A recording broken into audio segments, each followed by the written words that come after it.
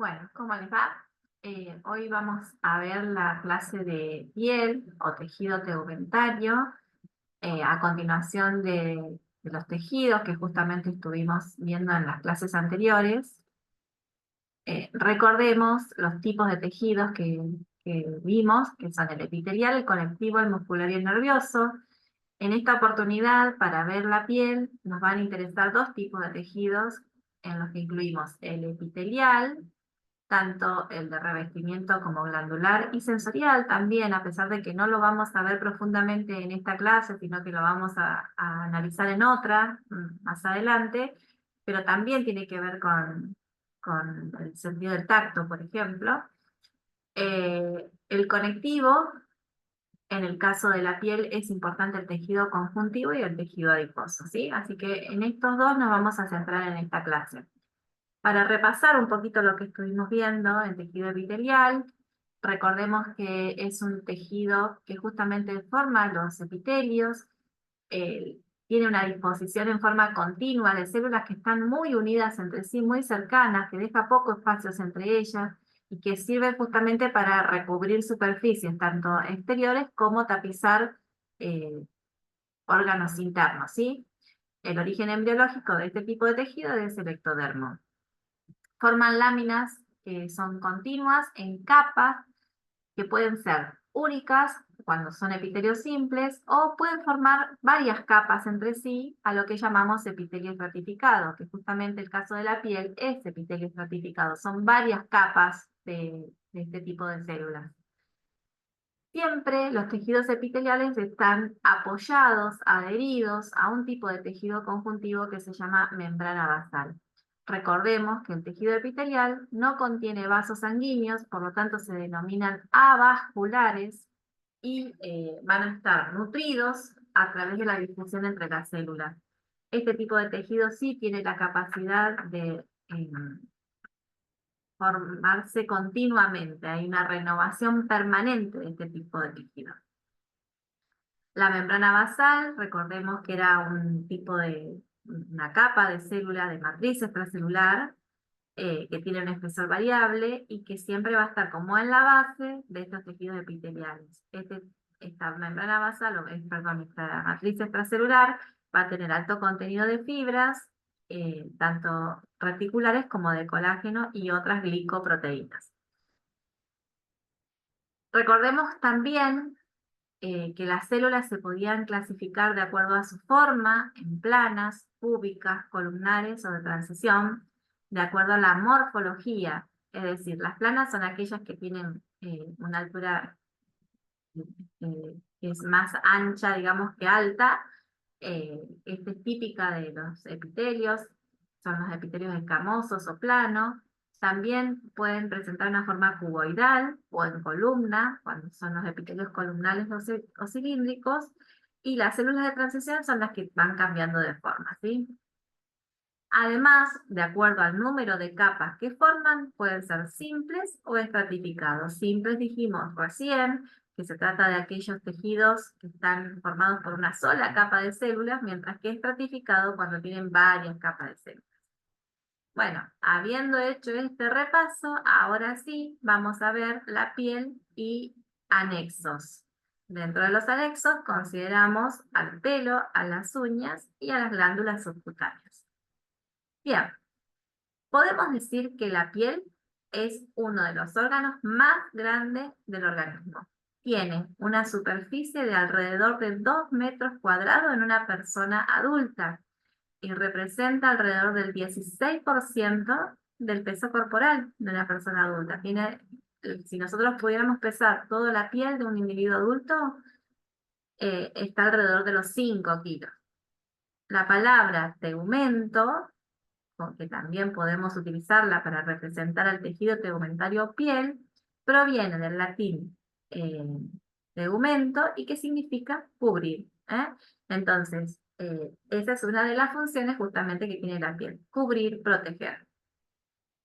Podemos decir que la piel la podemos dividir en 3 capas. Una más externa, que se llama epidermis, una interna, que se llama dermis, y una base, o la más profunda de las capas, que es la hipodermis. La epidermis es el tejido epitelial, lo que vimos de este tipo de células, que son células que están muy unidas entre sí, formando capas, es estratificado, es un epitelio de superficie. Es la que está en contacto con el medio ambiente. Luego, la que está entre medio es la dermis y se trata de tejido conjuntivo que, como sabemos, viene de origen mesodérmico, mientras que la hipodermis es también tejido conjuntivo, tejido conectivo, tipo laxo, que también tiene alto contenido, gran cantidad de tejido adiposo. Si lo vemos en este gráfico, la zona más externa entonces la epidermis, la central es la dermis y la zona más profunda la hipodermis. Nos vamos adelantando un poco, donde la dermis tiene esta estructura que pueden ver acá, con esta morfología, y una zona más interna que tiene otra estructura, pero que está muy vascularizada, como verán. Es acá donde se insertan los folículos pilosos, las glándulas sebáceas, las glándulas sudoríparas, las terminales nerviosas, que son muy útiles en el sentido del tacto. Y por otro lado, la capa más profunda, que es la hipodermis, pueden ver esta zona amarilla que representa todo el tejido adiposo, además que también puede estar vascularizada, que también pueden llegar a tener neuronas sensitivas, eh, bueno, y también van a tener fibras, ¿sí? La piel es una estructura que es delgada, que está conformada por 4 a 5 capas. En la mayor parte del cuerpo, la epidermis tiene un espesor de alrededor de 0,1 milímetro, con unas 4 capas de células. En la piel que está sometida a fricción, que es aquella que tiene más contacto con el medio ambiente, que es la piel de las manos o las plantas de los pies, es una zona que va a tener una zona más reforzada, tiene más espesor y más capas. Recordemos que la epidermis no tiene vasos sanguíneos, por lo tanto, si nosotros nos pinchamos en una parte muy superficial, ustedes saben que no sangra, es justamente por eso. Ese milímetro que cubre la superficie de las palmas de la mano, la zona más engrosada, si nosotros nos pinchamos un poquito, sí nos duele, pero no sangra, ¿sí? Es por eso, porque no hay nutrición, no hay vascularización. Bien. La epidermis entonces es la capa más externa de la piel y podemos decir que tiene 4 tipos de células principales, donde la que está en mayor proporción son las que se llaman queratinocitos. Luego están los melanocitos, las células de Langerhans y las células de Merkel. Estas son los 4 tipos de células que constituyen a la epidermis. A su vez, también podemos decir que tienen como una zona más externa, que es la que está en contacto con el medio ambiente y es la que contiene los queratinocitos, que son células muertas, y la zona más interna es la que contiene las células vivas, ¿sí? Nosotros lo podemos acá ver como en 2 zonas, una zona que tiene células vivas y una zona que tiene células muertas, que a su vez también se subdividen en otras regiones que vamos a ver un poquito más adelante. Entonces dijimos, 4 tipos de células. Los queratinocitos constituyen el 90% de las células epiteliales, son las predominantes. Se llaman así porque son los responsables de producir la principal proteína de la piel, que es la queratina, a través de unos gránulos que contienen, bueno, acá no se ven, pero tienen unos gránulos que están llenos de esta proteína, que es una proteína que le da dureza, firmeza a la piel. Por otro lado tenemos los melanocitos, que están en menor proporción, pero tienen un rol muy importante porque son los que producen el pigmento de la piel, que es la melanina. La melanina tiene color marrón o negro y es la responsable de absorber la luz UV. Esta melanina, perdón, estos melanocitos tienen una forma eh, como si tuviera prolongaciones que se meten entre los queratinocitos y le van a transferir los gránulos de melanina a los queratinocitos. Ustedes piensen que la piel que tenemos en contacto con el medio ambiente no contiene estas células, estas están en la capa más profunda. Sin embargo, los queratinocitos que están en esta capa tienen el color típico de la piel de cada individuo. Eso es porque estas células se encargaron de transportar o transferir esos pigmentos en las zonas más profundas de la piel. Otro tipo de células son las que se llaman células de Langerhans, que son células del sistema inmune, que tienen función macrofágica, es decir, tienen la función de detectar aquello que es ajeno, que no reconoce como algo propio el individuo, para fagocitarlo y degradarlo y eliminarlo. ¿Sí? Es un mecanismo de defensa que tenemos en este tejido. Es una de las células típicas de la médula ósea, producida por la médula ósea que nosotros vimos, que se producían en ese lugar y a través de la sangre circulan y van a alojarse después a los tejidos. Uno de esos tipos de células son los macrófagos, que cuando están ubicados en este tejido que es la piel, se denominan células de Langerhans. Por otro lado, tenemos las células de Merkel. Las células de Merkel son las que tienen que ver con la sensibilidad al tacto, la sensación del tacto. Son las que son responsables de este sentido. Obviamente se trata de una neurona y predominan más en ciertas regiones de nuestro cuerpo, como en las palmas de las manos y en la planta de los pies. Me quedó mal escrito. Por lo tanto, dijimos que podíamos como agrupar en dos zonas la piel, una zona más externa y una zona más interna. Una zona más externa, que están las células muertas, que son las que se van descamando, pero que tienen un alto contenido de queratina, y una zona más interna, que son las células que son vivas, pero que se van formando en esta zona más profunda y van trasladándose hacia la superficie de la piel, transformándose en células cada vez más planas, como las que se encuentran en el epitelio más externo, llenas de queratina. Este proceso de formación de células y movilización hacia la superficie con la posterior descamación de las mismas, es un proceso que puede durar entre 4 a 5 semanas. La capa basal, esta zona más profunda, es la que contiene los queratinocitos que están vivos y que se replican continuamente para reponer ese tejido constantemente. Bien, yo les decía que si bien podemos separar en dos regiones, una donde tiene las células vivas y otra que tiene células muertas, a su vez se pueden identificar distintos estratos. El estrato más profundo de todos es el que contiene las células del estrato basal, donde están inmersos los melanocitos y también pueden estar las células de Merkel. Después tenemos un epitelio espinoso, que es el que está constituido principalmente por los queratinocitos que son vivos y que están produciendo queratina aún.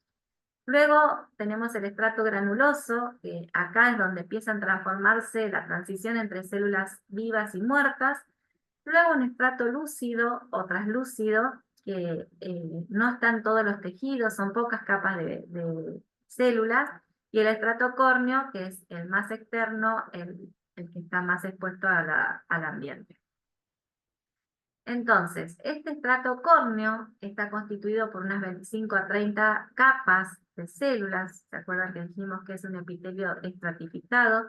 Está completamente lleno de células de queratina que se están descamando continuamente. Pero esta capa tiene una importancia fundamental porque es la que nos va a proteger de la luz, de las bacterias, de los compuestos químicos, incluso de deshidratarnos porque es impermeable al agua. Luego dijimos el estrato lúcido, que está en ciertas zonas de nuestro cuerpo, no está en todos lados. También son 3 a 4 capas de células muertas, planas, que tienen un precursor de la queratina. El estrato granuloso, que es esta capa que tiene las células que están produciendo queratina, tiene los queratinocitos, que se van trasladando a medida que se van formando nuevas células hacia la superficie. Y así es que se van deformando, degenerando y finalmente terminan muriendo. Después tenemos el estrato espinoso, que son 8 a 10 capas de células, perdón, acá me confundí cuando les dije estrato granuloso, es esta capa donde empiezan a transformarse los queratinocitos en células muertas, ¿sí? Pero no sé si se los dije bien, creo que lo mencioné mal. El estrato espinoso es este estrato de células vivas que tienen la capacidad de reproducirse, ir transformándose y aumentando la cantidad de queratina a medida que van subiendo a la superficie. Y por otro lado, la lámina basal o estrato basal germinativo es una sola capa de células que son cuboidales o columnares, entre las que se encuentran las células progenitoras, que son las que van a dar origen luego a los queratinocitos, ¿sí?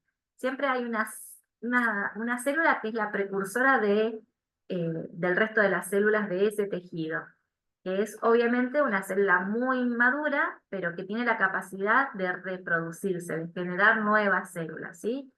Esas nuevas células que se forman son las que después se transforman en queratinocitos, que a su vez van a ir subiendo en los distintos estratos hasta que finalmente se terminan perdiendo en la descamación. La siguiente capa es la que se llama dermis.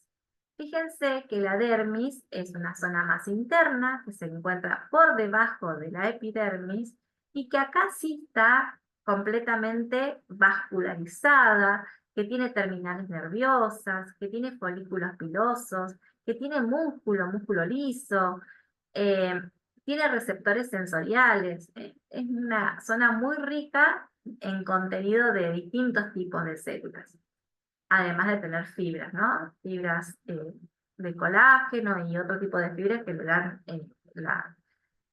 ciertas particularidades. En esta capa de dermis, perdón, en la dermis podemos distinguir dos capas, una que se llama papilar y otra que se llama retícula.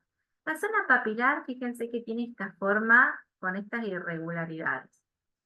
Esta zona es la más externa de la dermis, es un tejido conjuntivo ahora, ya no hablamos más de epidermis o tejido epidérmico, sino que hablamos de tejido eh, conjuntivo, que tiene muchas fibras, son fibras de tipo elástica, y que presenta esta irregularidad que es lo que le da una cierta característica de elevaciones en la piel, que finalmente es lo que nosotros interpretamos como las huellas dactilares. O sea, que las huellas dactilares es una representación de esto que ven acá sobre la superficie de la piel, como que se traslada ese sello que tenemos en la dermis en la superficie externa de la piel. Eh, a, esas, a esas estructuras en lo que llamamos papilas, ¿sí? Acá también tenemos receptores de tacto o corpúsculo de Meissner y también muchas terminales nerviosas que detectan muchas sensaciones como el dolor, como la picazón, como el cosquilleo y también la temperatura. Mientras que la capa reticular es una zona más profunda, más ancha también dentro de la dermis, y es también tejido conjuntivo, pero de tipo irregular denso, con varios tipos de fibras, de tipo colágeno, que están entrelazados entre sí, con las fibras elásticas. Esta zona es la que le da mucha elasticidad a la piel. Es la que tiene, ese entrelazado de fibras de colágeno y elastina es lo que hace que esa piel sea muy firme, pero a su vez también se puede estirar gracias a las fibras elásticas. Nosotros pensemos que en ciertas circunstancias la piel puede extenderse muchísimo respecto a una condición inicial como puede ser el embarazo o las personas mismas obesas que después adelgazan. Fíjense que la piel tiene cierta elasticidad que puede lograr volver a su estado inicial. Eh, los espacios entre las fibras están ocupados también por otro tipo de células, como los adipocitos, pero también están los folículos pilosos, los nervios, las terminales nerviosas, bueno, acá estos son todos vasos sanguíneos, estos son vasos sanguíneos, glándulas sebáceas, que tenemos por acá, y las glándulas sudoríparas que tenemos por acá. Entonces podemos decir que dentro de la dermis están las glándulas. dos tipos de glándulas. Las glándulas sebáceas, que son las que están adheridas al folículo piloso, o sea, a la estructura del cabello, y las glándulas sudoríparas, que tienen esta estructura y que son las que son responsables de la liberación del sudor a la superficie externa de la piel. Además, decimos que la piel es un gran sensor. ¿Por qué? Porque fíjense la cantidad de sensores que tenemos principalmente en la zona de la dermis. Dentro de ellos, no importa los nombres, no me interesa, pero tenemos sensores de frío, de calor, de tacto, de presión, eh, que están entremezclados con otros componentes de la dermis, como las glándulas, como los vasos sanguíneos, como las fibras, ¿sí? Todo eso, o sea que la dermis es la que tiene la gran diversidad y complejidad de estructuras y de células. Mientras que la hipodermis es la zona más profunda de la piel, es tejido conjuntivo de tipo laxo, o sea, no tiene una gran cantidad de fibras como teníamos en la dermis, y el tipo principal de células que lo constituyen son los adipocitos. Pero también, como en la dermis, es una zona que está vascularizada, también pueden llegar nervios o terminales nerviosas. Bien, ahora nosotros dijimos que los queratinocitos se llenaban de un compuesto, un pigmento que se llama melanocitos, melanina, que lo producían los melanocitos, que es lo que le da la coloración de la piel. Pero no es el único pigmento que le da coloración a la piel, sino que además de la melanina, hay otros como los carotenos y la hemoglobina, que está dentro de los vasos sanguíneos, que le van a dar una cierta pigmentación típica a cada individuo. Eh, Recordemos que las personas que están anémicas tienen una coloración, sobre todo las conjuntivas, ¿no? Pero podemos ver a aquellas personas que están muy anémicas que el color de la piel es muy claro, o es más claro que lo habitual. Mientras que los carotenos, que también es otro tipo de pigmento que tenemos en la piel, le da un color más amarillento, anaranjado, y es el precursor de la vitamina A.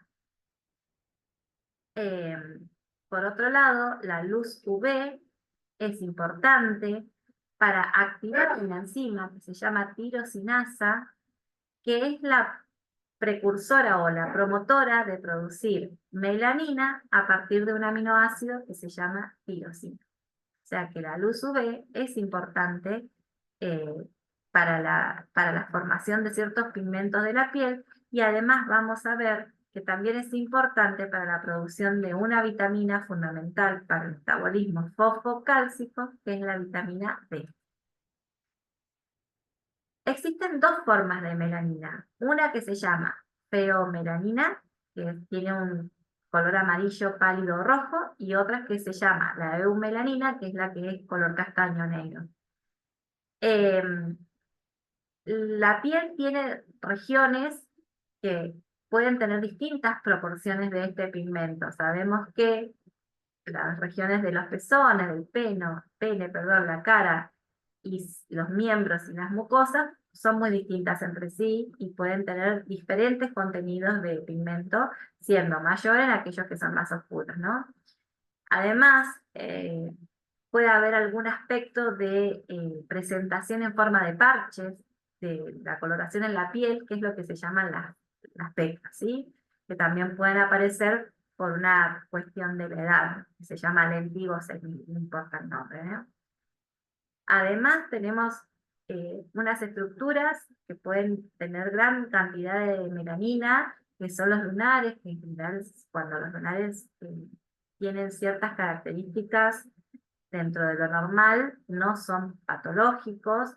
Eh, Sabemos que la exposición a la luz UV aumenta la actividad enzimática dentro de un tipo de células que se llaman melanosomas, productores de esta melanina, que si se concentran en un sitio determinado, dan estas estructuras en la piel que son los lunares. Obviamente que hay ciertas patologías relacionadas con los lunares donde hay que tener en cuenta ciertas características de los mismos, como la simetría, los bordes, el color, el diámetro que tienen y cómo se van modificando en el tiempo. Es importante el control de los lunares porque en algunos casos pueden transformarse en patológicos y generar algún cáncer de piel. Hay otros trastornos como el albinismo, que el albinismo se trata de una característica genética heredada que consiste en la ausencia de melanina justamente en la piel, en los ojos y en el pelo, porque esa mutación, esa alteración genética que tienen estas personas, hacen que no tengan esta enzima, la tirosinasa, que es la que a partir de un aminoácido tirosina transforma en melanina. O sea, al no tener esa enzima no pueden formar la melanina y por lo tanto no tienen el color típico de la melanina en la piel, por eso son tan blancos en todos estos órganos. Obviamente que estas personas no tienen la protección que tiene la melanina sobre la piel, por lo tanto su piel es más sensible y también es más propensa al cáncer de piel. Otro trastorno que podemos ver de la piel es el vitiligo, que es una enfermedad cutánea que se caracteriza por presentar manchas más claras en ciertas regiones de la piel y que pueden evolucionar en el tiempo, cambiando de forma y de posición, y que tienen como causas diversas como las genéticas y las autoinmunes. Bueno, ya nos adelantamos anteriormente a algunas de las funciones de la piel, algunas las fuimos mencionando como la función protectora. ¿Por qué? Porque tiene una capa muy resistente que evita que nos deshidratemos, que evita que los rayos UV penetren en las capas más profundas, que nos evita del contacto de ciertos tóxicos del ambiente, de las infecciones y de las lesiones. Además, al tener tanta cantidad de sensores, es un órgano de muchísima sensibilidad, tanto para la temperatura como para el tacto, como para el dolor y la presión, la vibración. Tiene la función excretora, sabemos que a través de las glándulas sudoríparas se puede excretar el sudor, pero también otros componentes como el sebo, en el caso de en el oído, no me salía. También es importante el metabolismo de lípidos, sabemos que el tejido adiposo tiene una gran cantidad de lípidos, una función inmunitaria, es un gran reservorio de sangre porque está muy vascularizada la zona dérmica, sobre todo de la hipodermis, por lo tanto, recordemos cómo al estar tan vascularizado hace un gran control de la temperatura también, mediante mecanismos de vasoconstricción y vasodilatación. También les mencioné la importancia de la síntesis de vitamina D en la piel. Tenemos un precursor de esa vitamina que al exponernos con la luz UV permite que se forme la vitamina D, que es tan importante para la formación de los huesos, la captación de calcio y fósforo para la formación de hueso. Y bueno, como ya mencionamos también, importante en la termorregulación. Bien, pasemos ahora a lo que se llaman las faneras o anexos de la piel, porque son justamente estructuras complementarias a la piel, que están íntimamente ligadas a la misma, como son las uñas y el pelo. Las uñas están formadas también por células de tipo epidérmicas que están queratinizadas y son muertas. Podemos ver distintas regiones, una matriz, donde están las células vivas que inmediatamente empiezan a duplicarse, se van trasladando hacia la superficie y se transforman en células muertas. Podemos ver distintas regiones como el eponiquio y el hiponiquio, como estas regiones de la uña, la cutícula, la lúnula, que es esa región más blanca que vemos en la uña, la placa unguial, que es justamente la estructura de la uña, lo que es duro, y el lecho es donde se apoya esa placa unguial. Y la matriz, como les dije recién, es donde están las células progenitoras, que son las que son capaces de dividirse y generar células nuevas que después finalmente se van a ir moviendo hacia el hiponiquio de la uña. Este es un ejemplo de una alteración que podemos registrar nosotros y que estudiamos en el laboratorio, que es la infección ocasionada por hongos, que se llama onicomicosis, donde la uña pierde la estructura habitual, la resistencia y las características habituales eh, por la presencia de estos microorganismos. Bueno, en cuanto al pelo, también sabemos que son filamentos que también están queratinizados, son columnas también de células muertas que se acumulan en numerosas células en capas concéntricas. El pelo tiene la función de proteger el cabello, el cuero cabelludo de la luz UV y aislarlo del sol y del frío. Además tenemos pelos en las fosas nasales, en los canales del oído y las pestañas, que lo que impiden, tienen como una función inmunológica, es protegernos de partículas, de microorganismos, para evitar que ingresen al cuerpo, ¿sí? Eso es una función extra que tienen estas regiones justamente los pelos. Sabemos que pelos tenemos cubriendo casi toda la superficie del cuerpo, sobre todo en las personas adultas, y las características del cabello también va cambiando con la edad y las regiones. Recién mencionamos que hay distintas regiones, podemos decir la cutícula, que es la más externa, que es la que protege de la humedad, del impacto de la luz, de la deshidratación del pelo, eh, después de la más externa, ¿sí? Y que es incolora. Después tenemos a continuación la corteza, que es la que contiene el pigmento natural del piel de cada individuo, que contiene la melanina, y una zona central del cabello. Bien. Eh, las células que constituyen el cabello son células muertas, queratinizadas, y podemos decir que el pelo se divide en dos partes. Una zona que se llama tallo, que es el que está en el ambiente, y una zona que es la raíz, que está introducida incluso hasta llegar a veces al tejido subcutáneo o hipodermis, principalmente en la zona de la dermis. Se inserta en una región que se llama folículo piloso y tiene adherido la glándula sebácea, que es la que libera su contenido al pelo, que le da las características nutritivas y de protección que tiene el cabello. En el folículo piloso hay unas células recubriendo este folículo piloso, que son justamente las células germinativas, que como en el resto de los casos que mencionamos hasta recién, son aquellas células con gran capacidad de dividirse y generar nuevas capas de células para el cabello que está en crecimiento.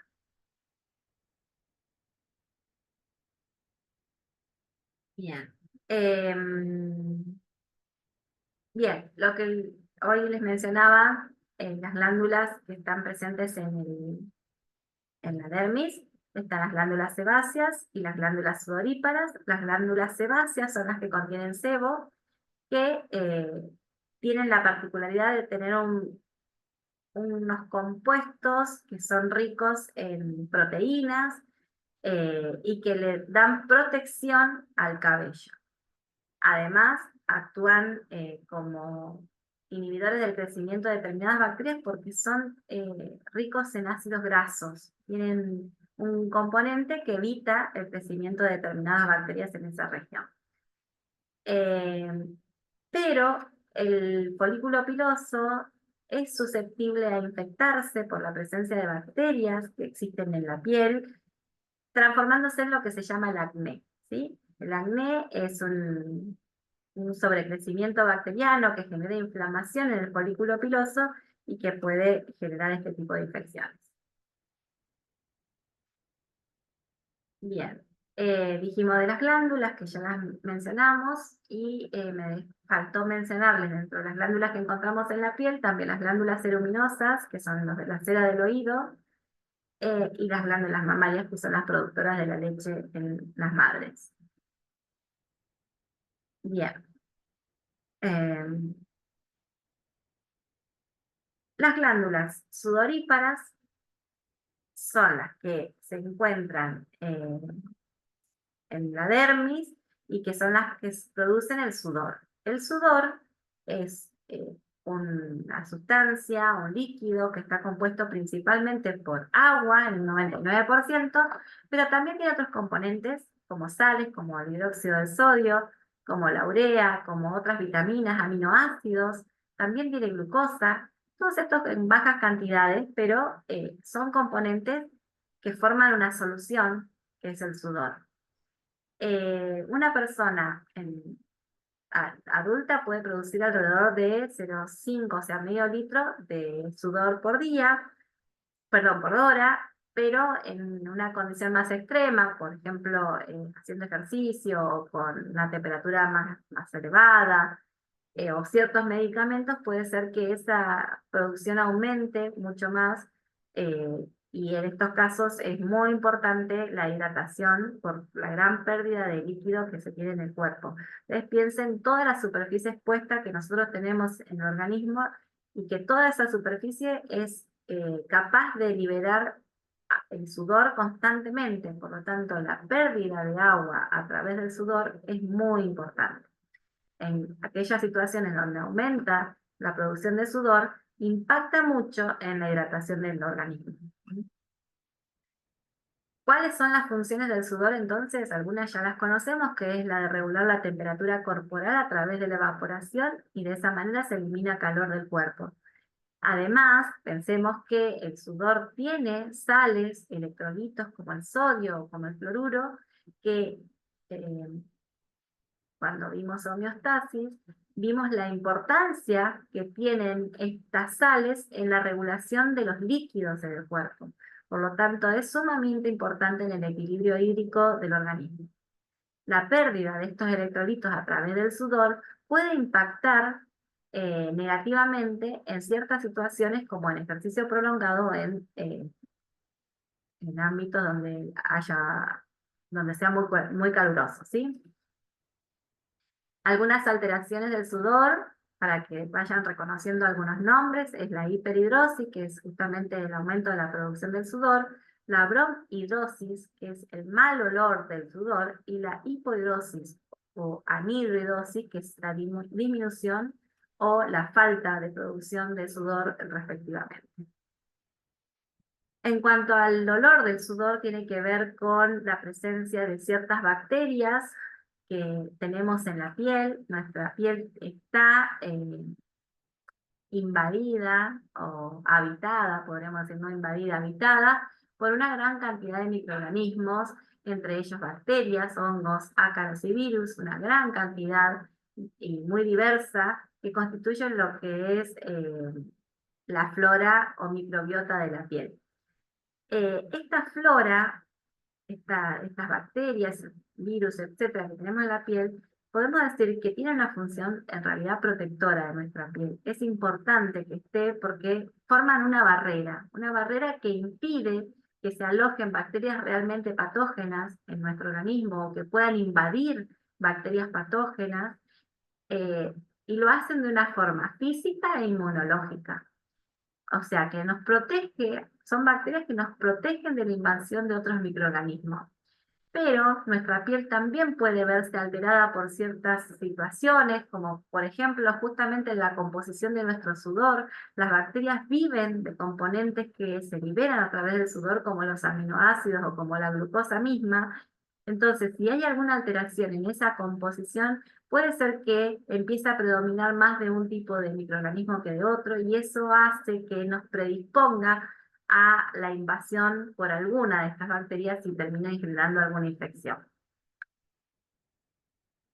Después tenemos otras enfermedades relacionadas con bacterias, con hongos, eh, que se estudian en el laboratorio, especialmente con hongos. Quería mostrarle algunas figuras de lo que podemos encontrar en el laboratorio en dermatofitosis, que son infecciones de la piel ocasionadas por estos agentes infecciosos, donde hay distintos tipos, que obviamente ustedes no tienen que saberlo, que se pueden eh, obtener de muestras de piel o de uña, que se cultivan en medios de cultivo y que crecen y tienen estas morfologías tan llamativas, y que cuando los miramos al microscopio tienen estas estructuras que son bellísimas, y que, bueno, de acuerdo a la morfología que uno puede ver en estas estructuras, se puede identificar qué tipo de hongo es el que está ocasionando esas lesiones. Otras enfermedades que se pueden manifestar en la piel son las alergias, que generalmente están asociadas con el sistema inmune y se pueden identificar por la presencia de inmunoglobulina de tipo E en el suero de estas personas. eh, y otras manifestaciones que tienen que ver con enfermedades sistémicas, pero que también tienen algún tipo de manifestación en piel, como el lupus o la esclerodermia, que son enfermedades de tipo autoinmune, ya que producen anticuerpos propios, pero que son capaces de actuar contra nuestro propio organismo. Por eso se llaman enfermedades autoinmunes. Bueno, muy bien, con esto hemos terminado esta clase que tratamos sobre el tema de la piel. Espero que anden muy bien.